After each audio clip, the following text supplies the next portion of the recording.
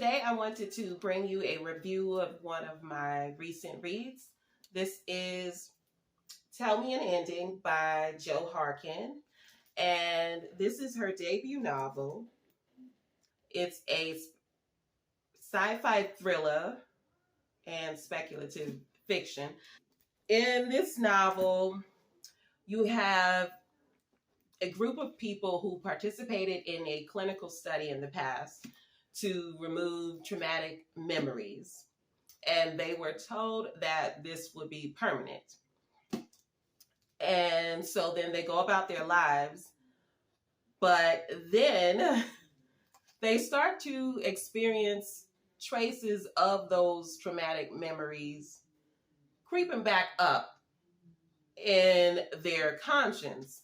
And so they're wondering, they're trying to connect the dots because they don't have the full memory restored, but just like they may know a city seems familiar to them or a person seems familiar to them.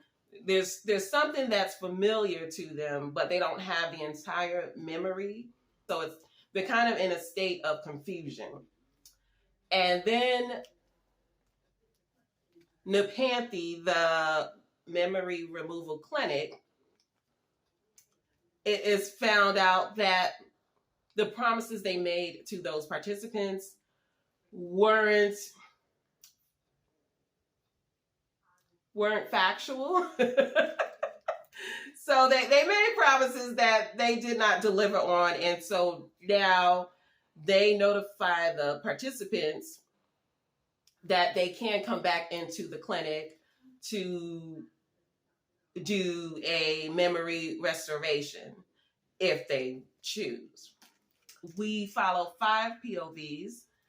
You have May, who is the college dropout living with her father, and she is struggling with adulting. So she naturally hates her mom. She's at that age. Although maybe she's a little too old for that, because she kind of comes off like an angsty teenager, but she's a college dropout, so she's on the end of that that age range of hating your mom. But yeah, so she has a tumultuous relationship with her mother, but you later find out that the resentment and anger towards her mom might be justified. Then you have William, who is a former police officer who is struggling with PTSD and also family secrets that are negatively impacting his marriage. And he is doing his best to try to save it. And you have Finn, who is the Irish architect who suspects his wife is having an affair, but it's the who in the affair that catches him off guard. So there's that. And then you have Oscar. Oscar is the young bachelor. He's a good-looking guy, and he's the type that you look at him and wonder, why is he single? But Oscar cannot remember anything. He has no memories. So he is reluctant to get close to people because he feels like he can't offer them the normal relationship that one should experience with another human being because he can't remember anything. So he kind of stays away from relationships, and he is, I would describe him as flaky because he can't remember anything. So it's not really his fault, but he's perceived as flaky to people. That's how I'll put it. So he's kind of struggling. So there's that. And then Noor is the psychologist that the participants they meet with before the memory restoration is done. they meet with the psychologist to see if that is a good option for them, and then she goes over the process with them, and whatever concerns they have, they can address them in the meeting. So I like Nora's character, especially because she, through her character, Jo Harkin, she divulges information about the memory removal and restoration process, but it doesn't feel like a massive info dump that just slows down the pace of the story. So she really does a great job of distributing the information without it getting dull and making you want to skip pages, you know? So I would say she doesn't stay on anything for too long, but also she gives you the information in a clever way. So sometimes, you know, one character will provoke a fight with another, and then you'll get information about the memory removal, or through the meetings. One of the characters will ask a question, and then Nora gets to provide information in that way. But it doesn't feel like Jo Harkin is going out of her way to tell the reader something. Because sometimes when I read books, I'll hear the character ask a question, but it just sounds like they asked it so that they can give the reader the information. It doesn't feel natural sometimes. But I think Jo Harkin did a great job of delivering the science without slowing down the pace, but also making it read natural. That's my opinion, of course, but yeah. So you have that. Now, what I wasn't expecting with this story is that it would be so much about mental illness. The participants, they all struggle with mental illness. So May, she struggles with depression and is at times self-medicating. And like I said, William has PTSD. And Oscar, because he can't remember anything, it leaves him in a state of anxiety all the time, you know, and he's kind of, in social settings, he seems to be always in a state of introspection because he's comparing himself to other people, you know?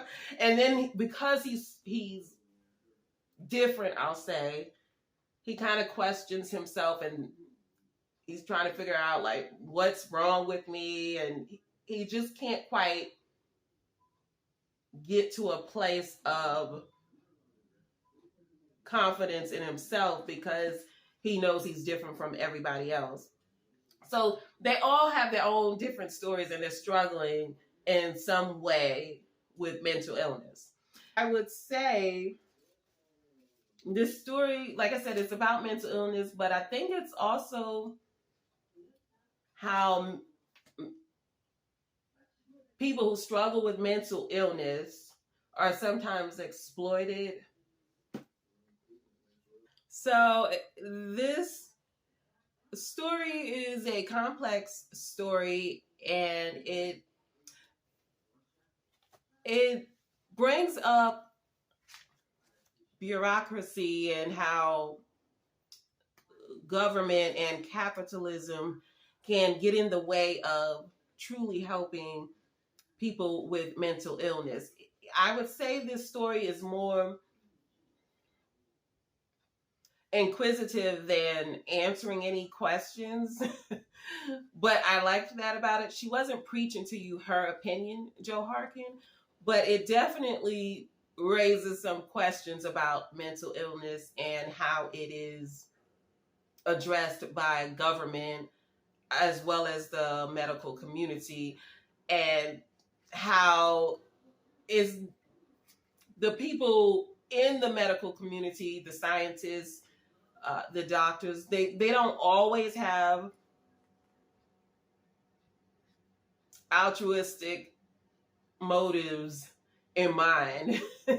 And so it was it was interesting to see how these individuals were struggling in their lives, and they were sort of at the mercy of this study and other types of medicine. But it also kind of asks the question, like, if you were stripped of those memories, would that be for the better? Because some of them went on to live productive and healthy lives with the memory removal. But then some of them, it was different, so it's no one size fits all. But I think they kind of were showing in this, I don't know, I feel like the story was kind of saying that maybe mental illness shouldn't be looked at through, such a wide lens, and maybe it should be more individual. But also it was talking about how when it doesn't work for someone, we just kind of leave them to figure it out for themselves. So I liked the commentary that this story provides, but it doesn't answer a lot of questions. And I actually didn't know that this was based on a real thing. I didn't know memory removal was a real thing, because I don't see how you can remove memories, just because it sounds like, memories they're connected to one another. So I don't see how you can pinpoint one memory to begin with in order to remove it. Because, like, I'm sitting here right now talking about this book, right? And I'm wearing this dress, right? Now, I can remember this dress a year later because I wore it to talk about this book. But then I also wore this dress obviously before, right? So I feel like I don't see how you can remove a memory when it's not singular, I guess, but, and then she even goes over that in the book. She talks about that in the book, because I was listening to the audiobook and reading the physical book, because sometimes I needed to analyze what was being said in the audio. I just needed to stop it and reread stuff. But she even addressed that in the book, like she would say the longer you have been with that memory, it's not as effective on a memory that you've had for a long period of time. But and they also talked about, through this psychologist, they were talking about how there's certain requirements for if you wanted to have a memory restored or removed. Like you can't like murder a family of 5 and then just come in and be like, hey, these memories are getting out of hand, so can you remove them? You can't commit a crime and just have it removed from your memory. Or, that they were being mindful of the memories that they would remove, and then they were being mindful of the memories that they would have restored. So that's also why the participants would have to speak with the psychologist. But I didn't know it was a real thing that you could have a memory removed. That seems kind of, I don't know, but it's a real thing, and it's based on real life science, I should say. But yeah, so when I was reading this story, in my notes I put down that it covers medical politics, capitalism, playing God with modern medicine and technology. Is this altruism? Medical ethics being questioned.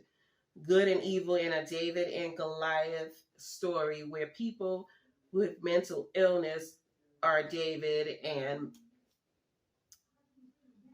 the medical scientists are Goliath. So yeah, I feel like the people with mental illness were at the mercy of the medical community, and you just kind of watching them struggle, but some of them come out of it stronger. So it's like,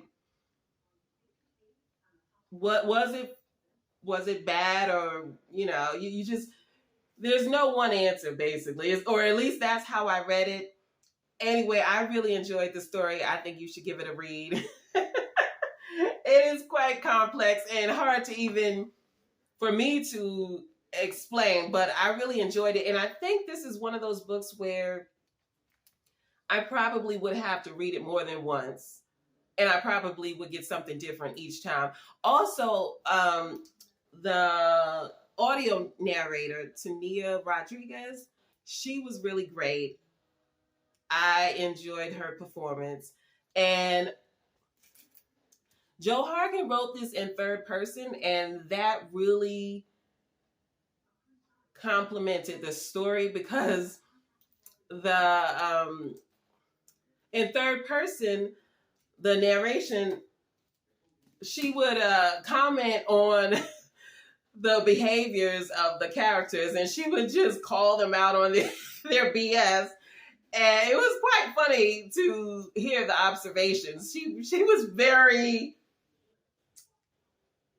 I don't want to say judgmental, but her observations were funny.